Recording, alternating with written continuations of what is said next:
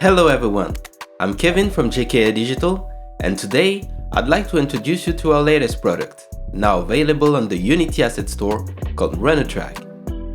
RunnerTrack is a modular, procedural scrolling track system for Unity that lets you build infinite scrolling environments in a flexible and customizable way.